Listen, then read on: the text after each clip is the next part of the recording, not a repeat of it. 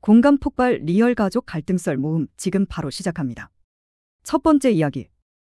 남편과 통화하는데 자꾸 같은 말을 반복하는 남편. 혹시 치매 초기일까요? 요즘 우리 남편 영 이상해.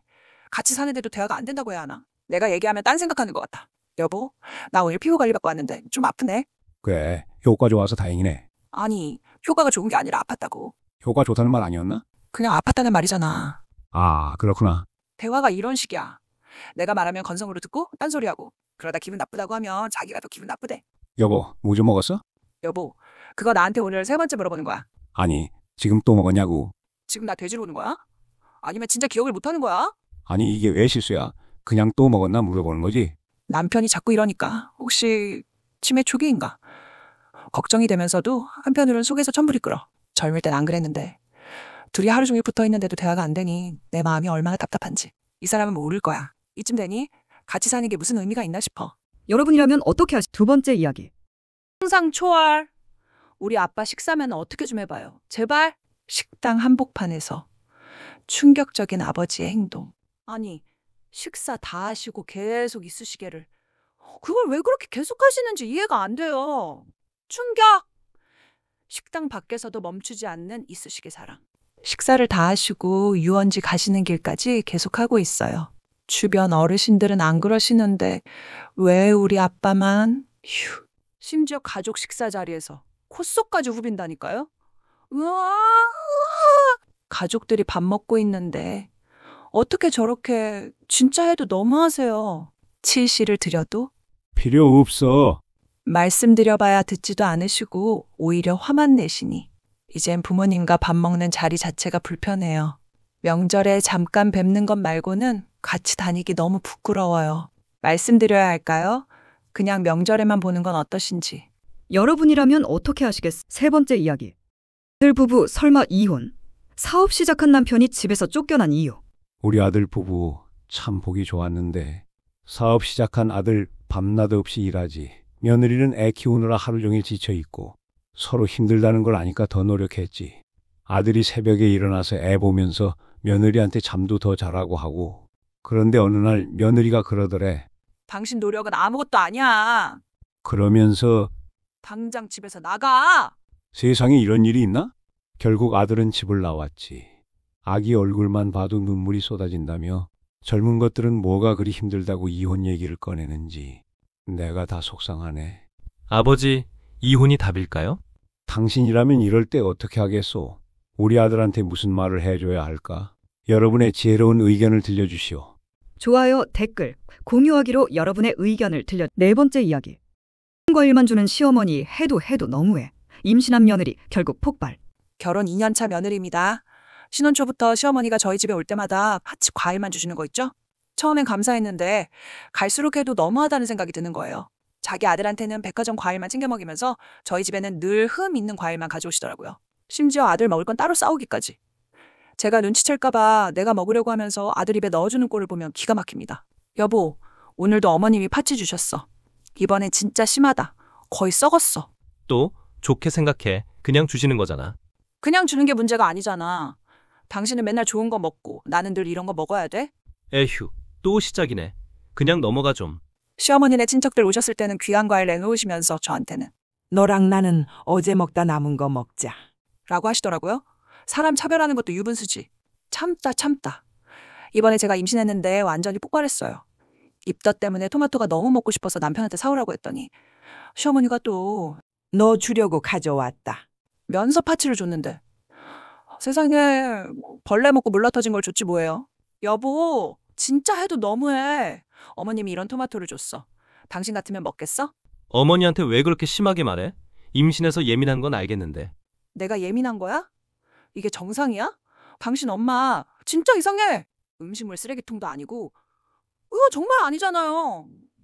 시어머니한테 전화해서 다신 이런 거 가져오지 말라고. 저도 제대로 된 과일 먹고 싶다고 했더니 글쎄. 참 별나다. 라고 하시는 거 있죠? 저희 엄마는 저렇게 안 키웠어요.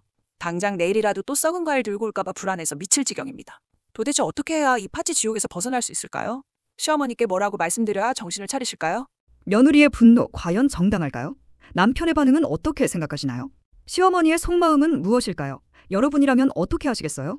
댓글로 의견 남겨주시고 구독, 좋아요, 알림 설정으로 함께 이야기. 5번째 이야기. 딸내미 잡는 똥손 사위 어떻게 고쳐야 할까요? 얼마 전에 딸한테 얘기를 들었는데 속에서 천불이 나네요. 기저귀 하나 제대로 못 채워서 여기저기 똥오줌 범벅을 만드는 사위라니 정말 기가 막혀 말이 안 나옵니다. 딸내미가 남편에게 기저귀 채우는 법을 여러 번 가르쳐 주었는데도 계속 똑같은 실수를 반복했다니. 이건 그냥 몰라서 하는 실수가 아닌 것 같아요. 아기가 불편할까봐 헐겁게 채웠다는 말도 변명으로밖에 안 들립니다.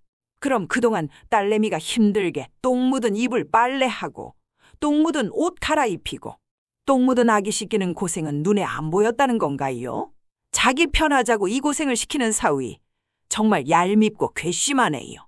한 번은 딸내미가 집안 마트에 장 보러 간 사이에 아기가 운다고 기저귀를 또 느슨하게 풀어놨다고 하더라고요. 결국 손주는 온몸에 똥칠갑을 하고 똥 묻은 손을 입에 가져가 빨고 있었다는데 딸내미는 얼마나 가슴이 찢어졌을까요? 딸내미가 사위한테 한 소리 했더니 쪽팔려서 못 살겠다며 오히려 큰 소리 쳤다는데 정말 어이가 없네요. 손주 기저귀 뗄 때까지 딸내미가 이 고생을 계속해야 한다니 생각만 해도 한숨이 나옵니다. 어떻게 해야 사위의 똥손을 고칠 수 있을까요? 혹시 비슷한 경험을 하신 분이 있으신가요? 여러분의 고구마 100개 먹은 듯한 사연을 댓글로 나눠주세요. 그리고 영상이 좋으셨다면 구독과 좋아요, 알림 설정까지 잊지 마세요. 공감 폭발 리얼 가족 갈등 썰 모음 6편부터 10편까지 지금 바로 시작합니다. 공감 폭발 리얼 가족 갈등 썰 모음 지금 바로 시작합니다. 첫 번째 이야기. 너 없는 셈 치니까 내 인생이 쾌적해. 딸의 충격적인 이혼 사유.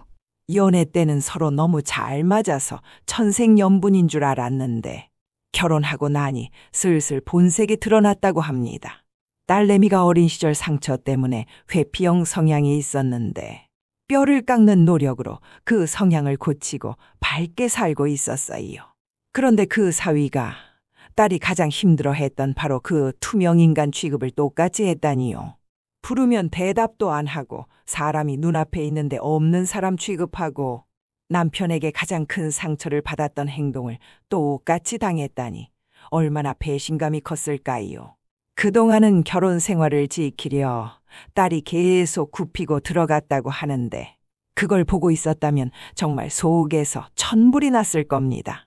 그런데 딸이 사위와 똑같이 투명인간으로 대하기 시작하자 오히려 마음이 편안해졌다는 말에 제 마음이 더 아픕니다. 자기 밥그릇만 챙기고 자기 할 일만 하니 오히려 시간이 넘치고 하루하루가 즐거웠다는 딸의 말이 짠합니다. 사위 없이도 혼자서 너무 잘 지내니까 그제야 사위가 미안하다고 했다는데 이미 정이 다 떨어져 버린 거죠. 사위가 술에 취해 찾아와 난리를 치고 심지어 손찌검까지 했다니 이건 정말 용서할 수 없는 일입니다. 술에 취해 기억이 안 난다고 발뺌하는 모습은 정말 비겁하기 짝이 없네요. 결국 딸이 너 없는 셈 치고 사니까 내 인생이 이렇게 쾌적할 수가 없다고라며 이혼을 통보했다고 합니다.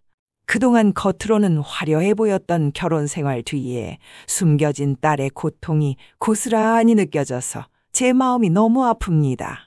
사랑하는 사람이라 생각했던 사람에게서 받은 마지막 상처가 이렇게 깊을 줄이야. 어떻게 해야 할지 모르는 딸의 심정이 고스란히 전해집니다. 딸은 자신이 모든 것을 짊어진다고 생각할까봐 혹은 사위가 밉다고만 생각하다가 이 결정이 잘못된 것은 아닐까 하는 마음에 힘들어하고 있는 것 같아요. 하지만 제 생각에는 딸이 이 결혼 생활을 이어간다고 해도 행복할 수 없을 것 같습니다. 진심으로 사랑한다고 믿었던 사람에게서 또다시 깊은 상처를 받은 지금 딸의 결정을 응원해주고 싶습니다. 여러분이 어머니라면 이 상황에 어떻게 대처하시겠습니까? 여러분의 현명한 조언을 댓글로 남겨주세요. 오늘 이 영상이 좋으셨다면 구독과 좋아요, 알림 설정까지 잊지 마세요. 여러분의 따뜻한 응원은 더 좋은 영상을 만드는데 큰 힘이 됩니다. 두 번째 이야기. 나만 그런가요? 남편과 함께하는 시간이 늘수록 쌓여가는 한숨. 안녕하세요. 저는 이제 막 퇴직한 남편과 오붓한 시간을 보내게 된 도자기 공방을 운영 중인 50대 후반 아내입니다. 요즘 제 하루 일과는 남편과 신경전으로 시작해서 한숨으로 끝납니다.